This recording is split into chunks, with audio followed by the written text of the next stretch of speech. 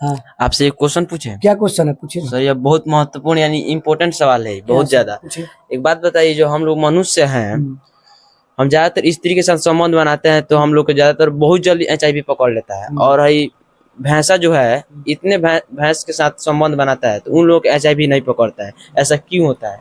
चलिए देखिए, इनका सवाल है कि गाय और भैंस में HIV क्यों नहीं होता है। कुल मिलाकर इनका फाइनली सवाल है कि गाय और भैंसों में यानी भैंसा में क्यों नहीं HIV होता है। तो चलिए आपको सिंपल में हम समझा दे रहे हैं, ठीक है। देखिए HIV क्या है, तो HIV एक वायरस है। क्या है?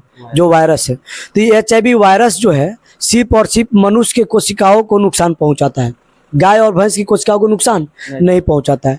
तो आपका सवाल तो HIV क्यों नहीं होता है गाय और भैंस में, तो सबसे पहले आपको बता दें कि जो HIV है ये सिर्फ और सिर्फ मनुष्य के कोशिकाओं को हानिकारक पहुंचाता है, गाय और भैंस की कोशिकाओं को हानि नहीं पहुंचाता है। अब बात है कि HIV वायरस मनुष्य में होता है, लेकिन गाय और भैंस में एक दूसरा वायरस होता है जिसका नाम है BIV। क्या नाम है? BIV। और BIV का फुल फॉर्म होता है बोविन इम्यूनो डेफिशिएंसी वायरस। यह BIV वायरस जो होता है गाय और भैंस में होता है, तो यह वायरस गाय और भैंस को ज़्यादा नुकसान नहीं पहुंचाता है। ये मतलब उतना नुकसानदेह वायरस नहीं होता है, समझ गए ना। तो हम लोग में जैसे HIV होता है वैसे गाय और भैंस में कौन सा वायरस होता है? BIV वायरस होता है। अब बात करते हैं वायरस प्रवेश कैसे करता है।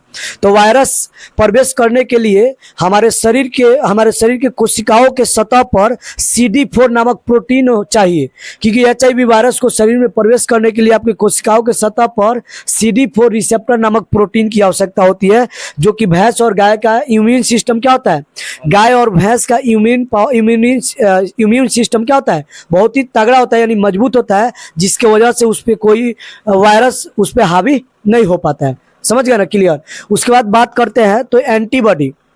देखिए गाय और भैंस में क्या होता है, एंटीबॉडी होता है जिसका नाम है एनसी काउ फर्स्ट। क्या होता है?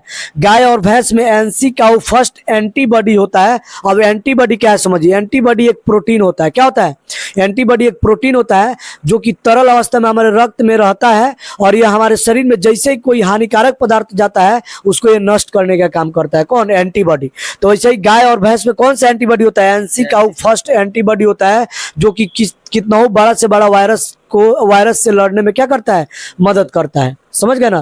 तो एनसी काउ फर्स्ट वायरस बहुत ही तगड़ा एंटीबॉडी होता है जो कितना हो बड़ा वायरस को से लड़ने में मदद करता है, जिसकी वजह से गाय और भैंस में कोई वायरस उसमें प्रवेश जल्दी नहीं कर पाता है, उन लोग को ज्यादा कोई बड़ा बीमारी भी नहीं हो पाता है गाय और भैंस को। क्लियर, समझ गए ना। चलिए, थैंक यू सो मच।